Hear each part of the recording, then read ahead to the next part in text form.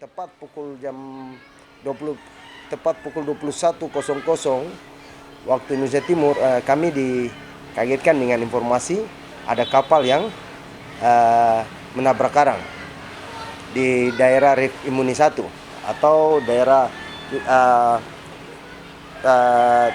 rehabilitasi karang yang sedang kami lakukan. Saya diinformasikan oleh salah satu penyelam dan juga pengurus dalam organisasi dalam struktur Ketapang Dive Community, dan saya bersama teman penyelam juga, dan kami untuk memastikan bahwa betulkah kapal itu dia kandas atau tidak, menambah karang atau tidak. Pukul 21:10 saya dengan salah satu penyelam Ketapang, Barima Rumpabe, tanggal 17 September jam 21:10 malam. Saya bersama penyelam Barima Rumpabe, kami dengan perahu, kami pergi ke lokasi terjadinya kapal menabrak karang. Kami sampai di sana, kami memastikan apakah betul itu terjadi kapal menabrak karang atau tidak. Dan kami sampai di sana, kami melihat bahwa itu betul terjadi. Setelah kami memastikan dan membuat video, dan kami juga memantau sekitar rambu-rambu laut yang dipasang, ternyata ada satu rambu laut yang tidak menyala. Kalau kita bilang lampu merah, buih merah ini tidak menyala. Yang hanya buih merah besar ini tidak menyala, yang menyala hanya buih hijau kecil. Di situ setelah itu saya membuat video terkait buih merah besar ini tidak menyala. Lalu saya naik di atas kapal Mitra Mulia. Kapal yang kandas ini kapal Mitra Mulia. Saya naik ke atas bertemu kapten kapal. Saya bertemu kapten kapal dan saya sedikit bertanya kepada kapten kapal, apa penyebab sampai bisa terjadi seperti ini. Kapten kapal hanya menjawab kepada saya, ini ada sedikit error satelit atau error sistem, seperti itu. Saya bilang oke. Nah, ini kapal tujuan di mana? Ini kapal ini tujuannya ke Raja Ampat dengan muatan semen sebanyak 1.000 ton yang akan dibawa ke Raja Ampat. Kapal ini bergerak dari kolam bandar sebelah atau lebih dekat ke Wosi sana. Dia setelah muat semen dari pelabuhan, sebelum dia keluar, dia sempat berlabuh di kolam bandar di daerah Wosi sana, Laut Wosi. Dia bergerak dari kolam bandar sebelah, dari kolam bandar Wosi sana, itu bergerak sekitar jam 8.30. Dia bergerak menuju ke Raja Ampat. selama perjalanan dia tidak melintasi jalur atau kita bilang sebelah Pulau Lemon ya. Luar ya? Iya, sebelah luar sana atau rute yang mau ke arah Jayapura. Tapi dia mau crossing, dia melakukan crossing di area RIP ini. Saya tanya, kenapa penyebab? Dia bilang error sistem. Buat saya, kenapa melakukan crossing? Ini kan bukan jalur. Tahu ada RIP.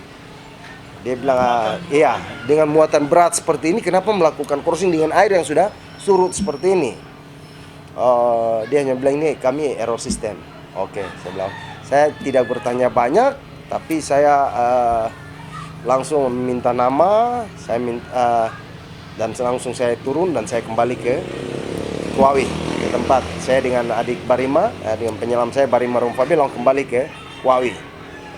Kami malam kami tiba dan kami memutuskan besok pagi jam 6 kami harus melakukan penyelaman untuk memastikan kerusakan karang sebagai data awal untuk membuat laporan polisi. Jam 6 saya bersama Bernard Rumbubiar Bernard datang dan saya minta tolong buat dia, tolong antar saya untuk melakukan penyelaman untuk membuat laporan polisi. Bernard Rumbubiar mengantar saya ke kapal dan saya melakukan foto kerusakan. Saya hanya mengambil 2 foto kerusakan.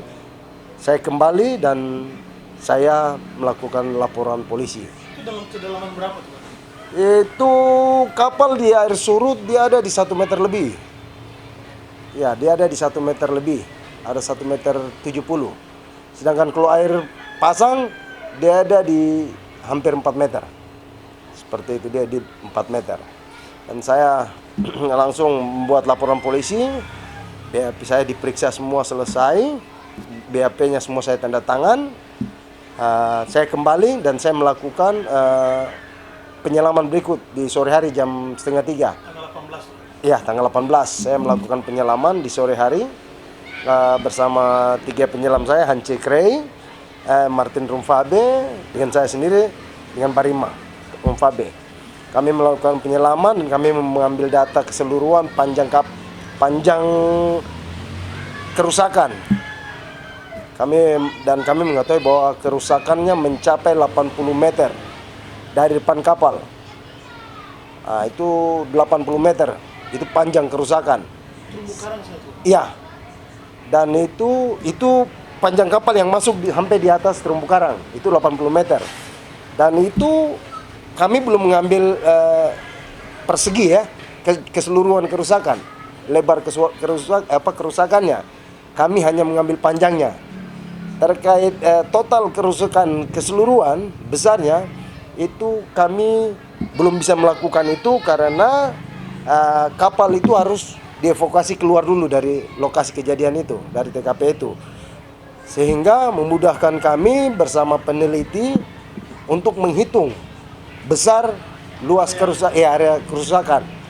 Karena kami di sini penyelam Ketapang tidak belajar secara spesifik terkait cara menghitung itu, karena kami latar belakang kami di sini penyelam Ketapang latar belakang bukan belajar ya akademisi kelautan. Kami hanya peduli dan kami mau untuk menjaga seperti itu. Rencana kami akan melakukan penghitungan secara keseluruhan ketika kapal itu sudah bergeser dari lokasi. Dan kami akan bersama akademisi Universitas Papua, Bapak Dr. Paulus Boli. Dia salah satu peneliti karang juga, dan dia yang selalu bersama-sama dengan kami. Kami akan melakukan penghitungan besar kerusakan yang terjadi.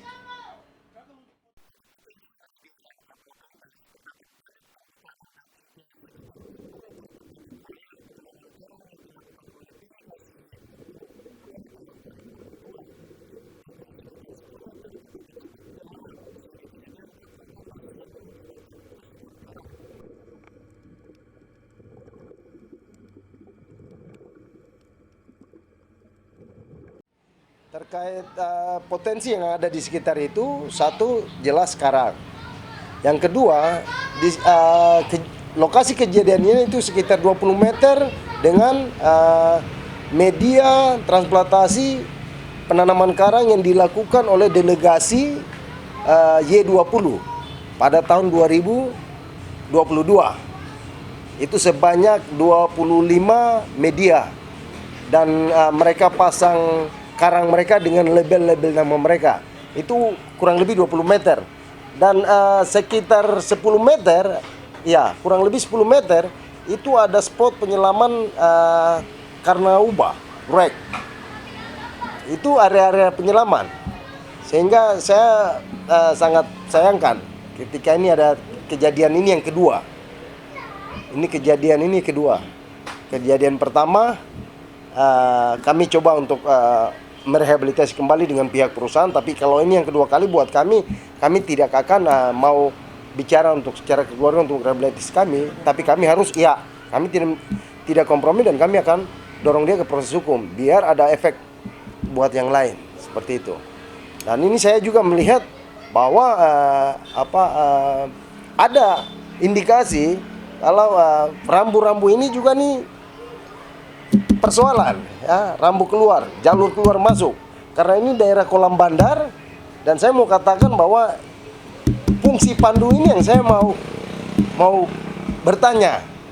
Dan saya berharap ini menjadi pelajaran buat kita bersama sehingga semua kita bisa jaga laut, kita bisa jaga biota yang ada di dalam Teluk Dorere ini, perairan Teluk Dorere ini, sehingga menjadi manfaat buat kita semua seperti itu. Iya.